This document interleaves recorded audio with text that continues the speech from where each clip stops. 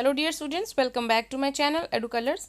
बच्चों, आज हम इस वर्कशीट में पढ़ेंगे क्लास 9th की वर्कशीट नंबर 9, जो कि 27 जुलाई को आपको मिलेगी। सब टॉपिक है हमारा why do we need parliament. हमें पार्लियामेंट की ज़रूरत क्यों होती है। देखिए, आपके स्कूल में जब आप स्कूल जाते थे तो आपके स्कूल में भी कुछ लॉज होते हैं, ठीक है, कुछ रूल्स रेगुलेशंस होते हैं जिनको आप फॉलो करते हैं। तो उन्हें कौन बनाता है? ठीक है, स्कूल बना रहा है, मान लीजिए, ठीक है, इतने बजे से आना है, इतने बजे तक रहना है स्कूल में, ये करना है, वो करना है, सारे रूल्स रेगुलेशंस कौन बना रहे हैं? स्कूल, ठीक है, ऑफिसेज बना रहे हैं। तो उसी तरीके से जब हमें किसी कंट्री को चलाना है, लॉज बनाने पड़ेंगे। तो वो लॉ बनाने का जो काम है वो कौन करता है? तो वो हमारी पार्लियामेंट करती है। हमारे देश के लोगों के लिए लॉज बनाने का काम कौन करता है? पार्लियामेंट करती है। यहाँ पर आप देख सकते हैं, यह है पार्लियामेंट, जहाँ पर बैठते हैं एमपी, यानी कि मेंबर ऑफ पार्लियामेंट, ठीक है, जिनको सांसद बोलते हैं आप लोग। तो चलिए अब रीड करते हैं अपने कंटेंट को। Our parliament helps the citizens of the country to part in the decision making process for the country and to check unconstitutional action of the government. हमारी जो पार्लियामेंट है वो लोगों की हेल्प कैसे करती है, या लोग उसकी तरफ से किस तरह से डिसीजन मेकिंग में पार्ट लेते हैं।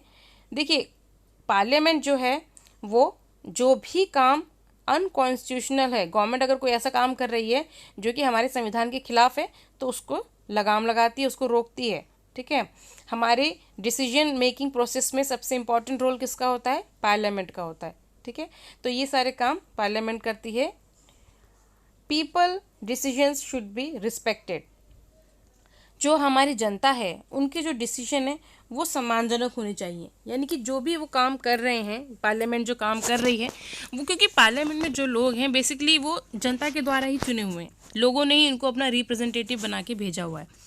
तो अगर हम देखें, इंडिपेंडेंस से पहले क्या होता था? इंडिपेंडेंस से पहले हम किसके गुलाम थे? हम थे ब्रिटिशर्स के गुलाम। और ब्रिटिशर्स अगर कोई लॉ बनाते हैं तो वो ऑब्वियसली वो इंडियंस के फेवर में तो होगा नहीं, ठीक है। तो वो क्या होता था? इंडियन के फेवर में होता नहीं था और इंडियंस के खिलाफ होता था। तो ऐसे लॉ जो इंडियन के खिलाफ होते थे, उसके खिलाफ भी इंडियंस नहीं बोल पाते थे। क्यों नहीं बोल पाते थे? उसको क्रिटिसाइज नहीं कर पाते थे, क्योंकि उनकी गवर्नमेंट ही नहीं थी, ब्रिटिशर्स के हम अधीन थे। तो इसीलिए, लेकिन हम देखते हैं कि इंडिपेंडेंस के बाद, ठीक है, आफ्टर द इंडिपेंडेंस हम देखते हैं कि जो इंडिया के लोग हैं वो डिसीजन, गवर्नमेंट के डिसीजन में सीधे पार्टिसिपेट किस तरीके से कर सकते हैं? मतलब इलेक्शन के थ्रू, ठीक है ना। इलेक्शन के थ्रू वो अपनी बात जो है अपने रिप्रेजेंटेटिव को भेजते हैं और उनका रिप्रेजेंटेटिव यानी कि जो एमपी होता है वो उनके लिए अच्छे अच्छे लॉ बनाते हैं, ठीक है। क्योंकि ऑब्वियसली जो सरकार है वो ऐसे ही काम करेगी जो लोगों को पसंद हो। अगर लोगों के खिलाफ जाएगी या लोगों के खिलाफ कोई कानून बनाती है तो ऑब्वियसली हमें आज़ादी है, हमें अधिकार मिले हुए हैं, उन लॉ के खिलाफ हम बोल सकते हैं, उसको क्रिटिसाइज भी कर सकते हैं। इसलिए गवर्नमेंट भी काफ़ी सेंसिटिव हो गई है और लोगों की नीड्स और उनकी जो डिमांड्स है उनके अकॉर्डिंग काम करती है। पीपल एंड देयर रिप्रेजेंटेटिव्स, ठीक है, पीपल और उनके रिप्रेजेंटेटिव कौन है? MP.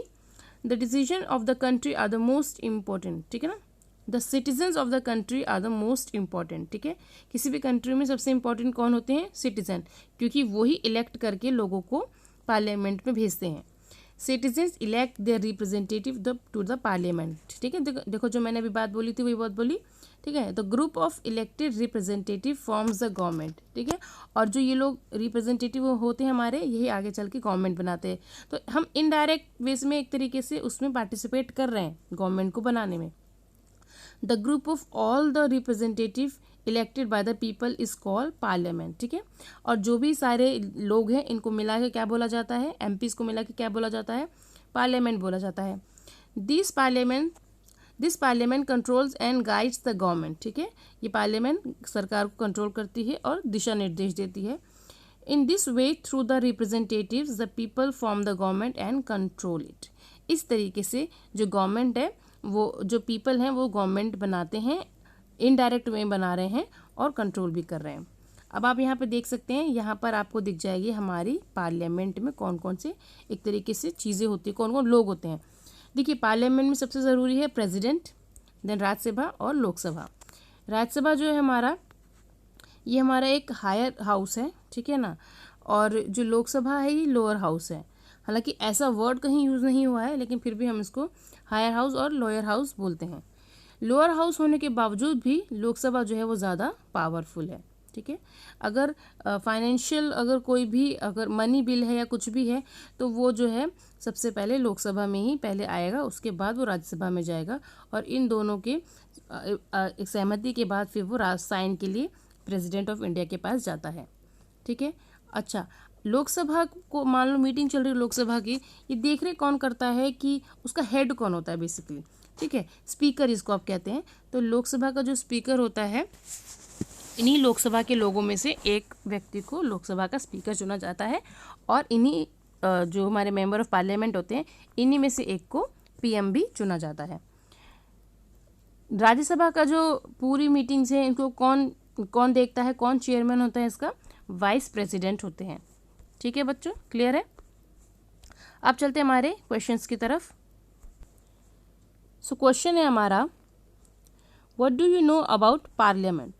The group of all the representative elected by the people is called parliament. ठीक है, जो भी लोगों के द्वारा चुने गए रिप्रेजेंटेटिव होते हैं उनको जो जहाँ बैठते हैं उन्हें पार्लियामेंट का, उन्हीं को मिला के एक तरीके से पार्लियामेंट बोला जाता है।